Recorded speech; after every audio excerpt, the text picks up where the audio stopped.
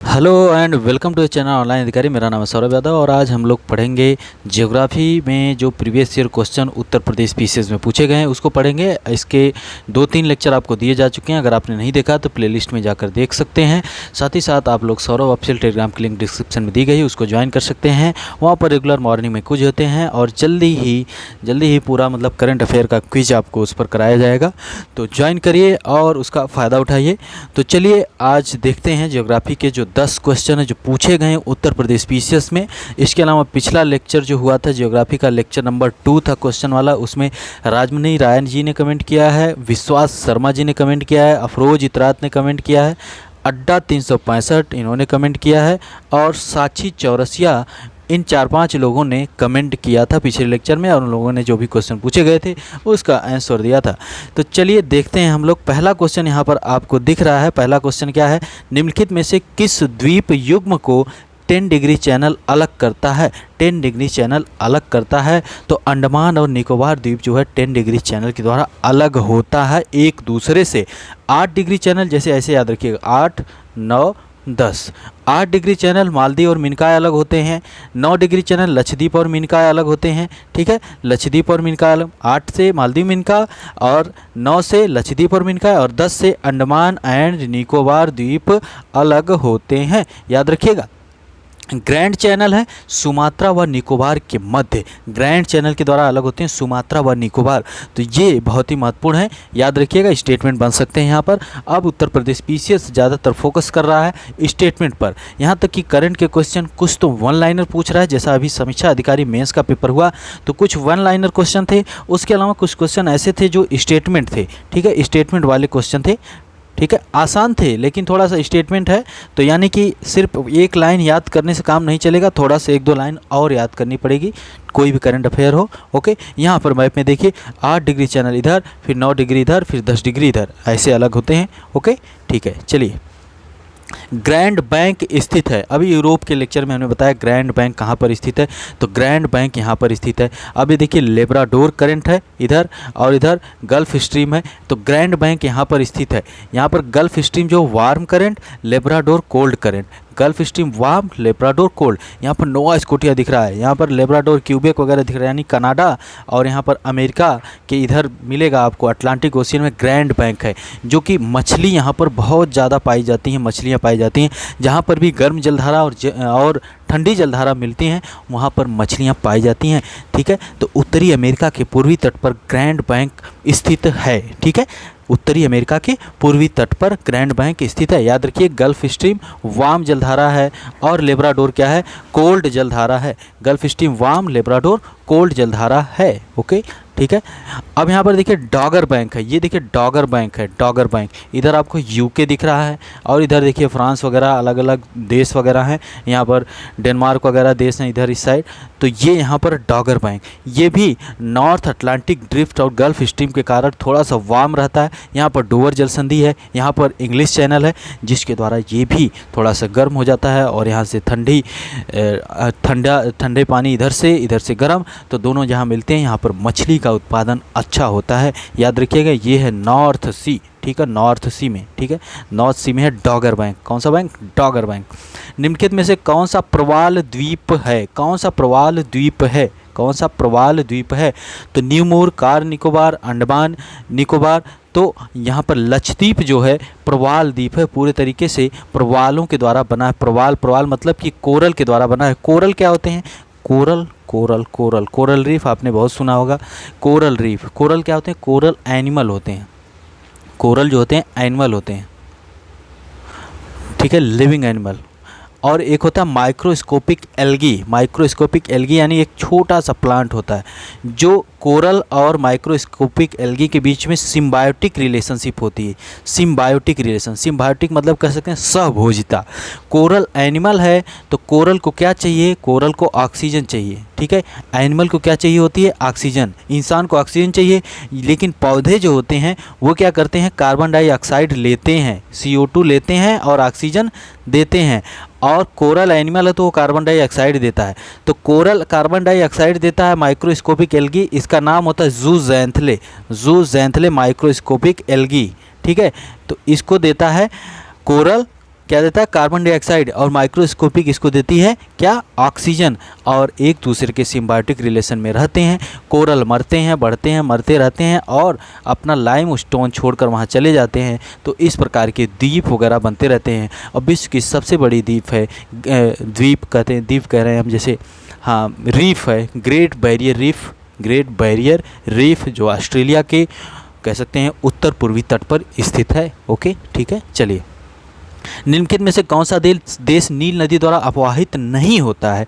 नील नदी हमने बताया था तंजानिया, युगांडा, केन्या, टुक, यहाँ इनका बॉर्डर है जहाँ से नील नदी निकलती है। ये वाइट नील होती जब निकलती है, और जब आगे बढ़ती है यहाँ पर सूडान की राजधानी खार्तूम में, यहाँ लेक ताना झील से निकल के आती है ब्लू नील, इथियोपिया के ताना झील से निकल कर आती है ब्लू नील, और आगे बढ़ते हुए चली जाती है इजिप्ट होते हुए भूमध्य सागर यानी मेडिटरेनियन सी में जाकर गिर जाती है। तो पूछा क्वेश्चन क्या है कि निम्नलिखित में से कौन सा देश नील नदी द्वारा अपवाहित नहीं होता है, कौन सा देश है। तो आप देखिए सूडान इसमें है, यहाँ पर युगांडा है, ठीक है, और उसके बाद इथियोपिया है। चाड देश नहीं दिख रहा है, चाड। तो चाड देश की राजधानी क्या है ये आप लोग कमेंट करिएगा। चाड की कैपिटल क्या है ये आप लोग कमेंट करिएगा, चाड देश की। ओके, अब यहाँ पर चाड झील है, एक यहाँ पर चाड देश है, लेकिन यहाँ पर एक चाड लेक भी है, लेक यानी चाड झील है। चाड झील 4 देशों के बॉर्डर पर स्थित है। सी एन एन याद रखिएगा। सी पर हो जाएगा आपका चाड, सी पर हो जाएगा कामेरून, सी पर चाड, सी पर Cameroon, N for Niger, N for Nigeria. Okay, तो CNN याद रखिएगा, ये चाड झील है। ओके, कामेरून की कैपिटल क्या है ये भी आप लोग कमेंट करिएगा। कामेरून की कैपिटल क्या है, राजधानी क्या है, ये भी आप लोग कमेंट करिएगा। भारत में कुल उत्पादित विद्युत में परमाणु शक्ति का भाग है, कितना भाग है। जब क्वेश्चन पूछा गया होगा तो कुछ और रहा होगा, लेकिन वर्तमान जो स्थिति जुलाई 2021 का जो डेटा उपलब्ध है उसके अनुसार नाभिकीय ऊर्जा के द्वारा पूरे 100% जो बिजली का उत्पादन होता है उसमें 1.8% जो है क्या है, नाभिकीय ऊर्जा का योगदान है। 1.8% नाभिकीय ऊर्जा का योगदान है। ठीक है, रिन्यूएबल एनर्जी से अक्षय ऊर्जा से 25.2% तक बिजली का उत्पादन भारत में हो रहा है। ठीक है, ऐसा डेटा सरकार के द्वारा दिया गया है।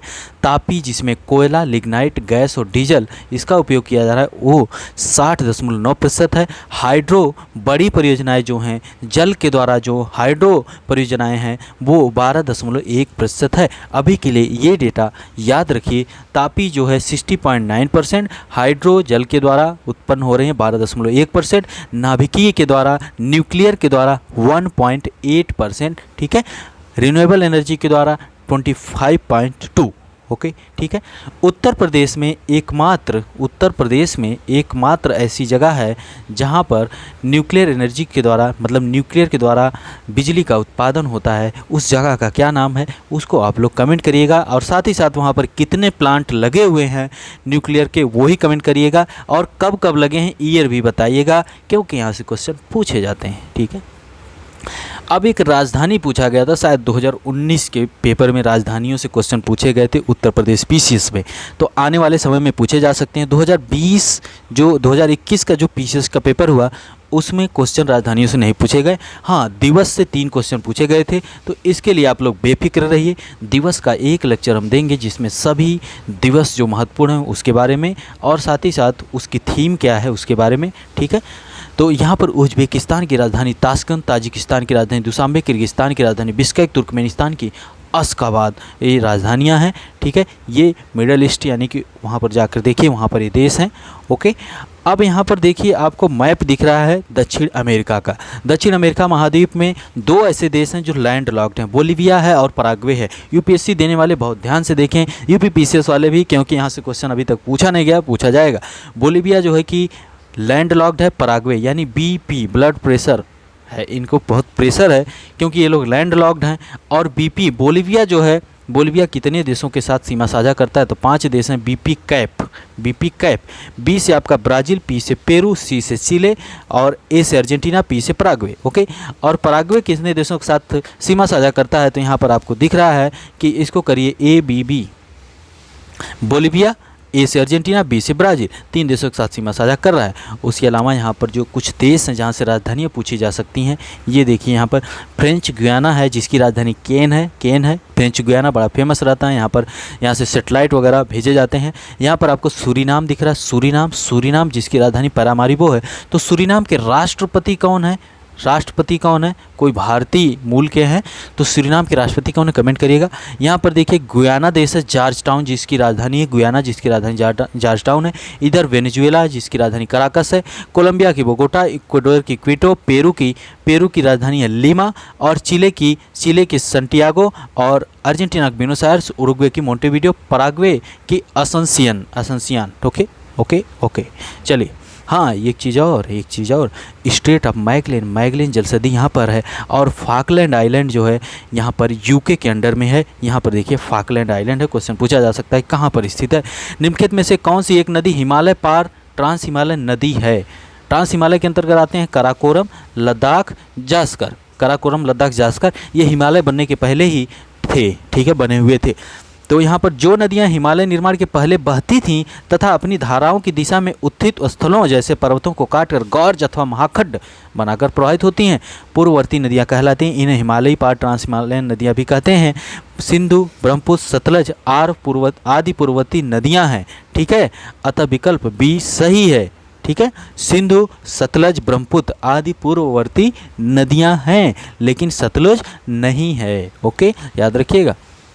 हमने हिमालय के वो सब बताए थे, तो हमने बताया था कराकोरम, लद्दाख, जास्कर, ये सब ट्रांस हिमालय। फिर ग्रेट हिमालय, कराकोरम, लद्दाख, जास्कर, ग्रेट हिमालय। फिर पीर पंजाल आ जाएगा, फिर शिवालिक आ जाती है। ग्रेट हिमालय के नीचे मध्य हिमालय, फिर उसके नीचे वाला हिमालय जो शिवालिक फुटहिल्स हो जाता है, जो उत्तर प्रदेश से होकर ऐसे, उत्तर प्रदेश के इस क्षेत्रों से होकर ऐसे, है ना, ऐसे पूरा उत्तर प्रदेश का मैप कुछ ऐसे बनता है।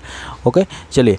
निम्नलिखित जनजातियों में से कौन सी भारत के अंडमान और निकोबार द्वीप समूहों की मूल निवासी नहीं है? कौन सी मूल निवासी नहीं है? अंडमान और निकोबार में अंडमानी, निकोबारी, तो दो तो ऐसे ही अंडमान और निकोबार, यानी एक जनजाति जो है अंडमानी, दूसरी निकोबारी, तीसरी सेंटलीज, जारवा, जारना, ओंजे, हालचू, सोमपेन, येरे, केडे, कोरा, टाबू। याद रखिए, क्वेश्चन बन सकता है, पूछा गया है। तो जारवा, ओंजे, हालचू, सोमपेन, येरे, केडे, कोरा, टाबू, सेंटलीज, जारवा, अंडमानी और निकोबारी, ये सब जनजातियां जो हैं कहाँ, अंडमान निकोबार की हैं मूल निवासी। लेकिन यहाँ पर रेंगमा जनजाति जो है मूल निवासी अंडमान निकोबार की नहीं है। यह जनजाति नागालैंड राज्य में पाई जाती है। तो रेंगमा जनजाति कहाँ पर? नागालैंड में, ठीक है, नागालैंड में रेंगमा, नागालैंड। ओके, ठीक है, चलिए। यमुना नदी की निम्नलिखित सहायक नदियों पर विचार कीजिए। ये क्वेश्चन पूछा गया था उत्तर प्रदेश पीसीएस में। उन्हें पश्चिम से पूर्व की ओर क्रम से व्यवस्थित कीजिए। पश्चिम से, यानी पश्चिम इधर है, पश्चिम से पूर्व की ओर क्रम से विभाजित कीजिए, ठीक है। तो पश्चिम से पूर्व की ओर, तो ये राइट साइड से दाहिने साइड से यमुना में मिलने वाली नदियां हैं। तो पश्चिम से पूर्व में सबसे पहले चंबल आती है, फिर उसके बाद सिंध आती है, सिंध नदी, फिर उसके बाद आती है बेतवा, फिर उसके बाद केन, यानी 4 3 1 2, तो ए सही हो जाएगा, ठीक है। और आपसे क्वेश्चन पूछा जा सकता है, ये तो राइट साइड से जो मिलने वाली यमुना की नदियां हैं, ठीक है। लेफ्ट साइड से यमुना में मिलने वाली नदियों का क्रम पूरब से पश्चिम में क्या है? पूरब से पश्चिम में क्या है ये आप लोग कमेंट करिए। ओके, पूरब से पश्चिम में यमुना नदी में मिलने वाली बाएं साइड से जो नदियां मिलती हैं उनका क्रम क्या है, ये आप लोग कमेंट करिए। ओके, यहाँ पर देखिए यमुना जो कि उत्तराखंड से निकलती है और हिमाचल प्रदेश, हरियाणा, दिल्ली केंद्र शासित प्रदेश और उत्तर प्रदेश होते हुए प्रयागराज में आकर गंगा नदी में मिल जाती है।